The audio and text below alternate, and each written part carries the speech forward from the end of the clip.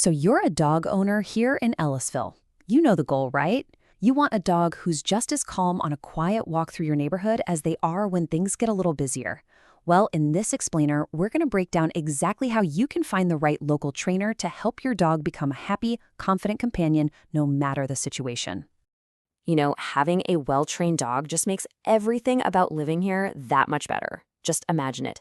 Peaceful walks where you're not getting your arm pulled, calm encounters with your neighbors, and having a dog that's a welcome part of the community, not a handful of stress.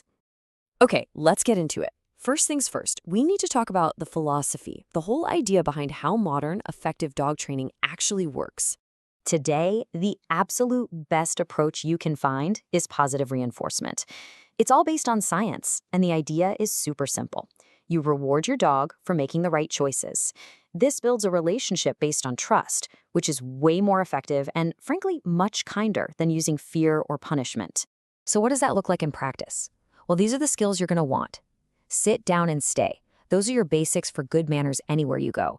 A solid come when called is a non-negotiable for safety. Loose leash walking is what makes those trips along Grant's Trail actually enjoyable. And mastering calm greetings, well, that's how you keep your neighbors happy to see you and your pup coming down the street. So you have a good idea of the skills you want to work on. The next big question is, how do you find the right pro to actually help you get there? Now, here's something you need to know. Missouri doesn't actually license dog trainers. That means these professional certifications are really important. They prove a trainer has put in the work to get educated. For everyday obedience, look for something like CPD-TKA or KPA-CTP. If you're dealing with bigger issues like serious anxiety or reactivity, certifications like CBC-KA or IABC-CDBC show that a trainer has more specialized knowledge. Now let's talk about the format. Group classes are awesome for practicing skills with other dogs and people around, which is great for socialization. But if your dog's main issue is something that happens at home, like barking like crazy at the front door or jumping on every guest, private, in-home lessons are probably your best bet. A trainer can see the behavior right where it happens and give you a personalized plan. And there are other choices too. For some people, an intensive board and train program can really kickstart the learning process.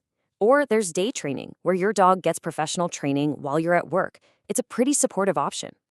All right, let's get down to the nitty-gritty, how much this all costs, and what you should be asking a potential trainer. This chart gives you a pretty good ballpark for what to expect in the Ellisville and Greater St. Louis County area. Now, remember, these are just averages. You'll always want to ask a trainer exactly what's included in their packages, so you know what you're paying for. Treat this list like your interview guide, because that's really what you're doing. You're hiring someone to help your family. The answers to these questions will tell you everything you need to know about their approach, their experience, and their professionalism.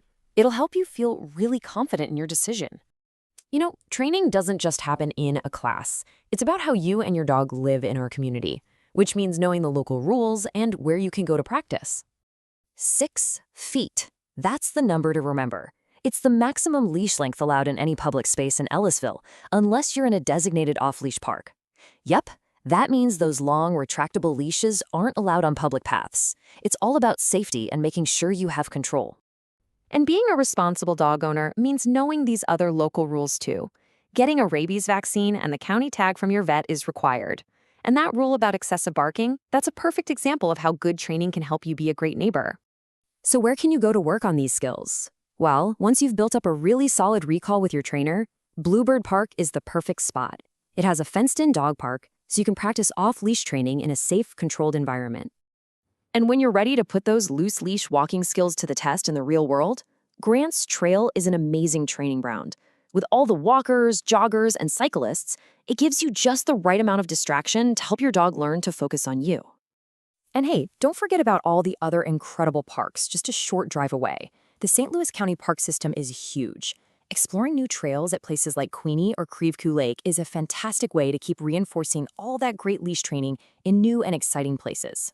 At the end of the day, putting in the time and effort for training is about so much more than just a dog who sits when you ask.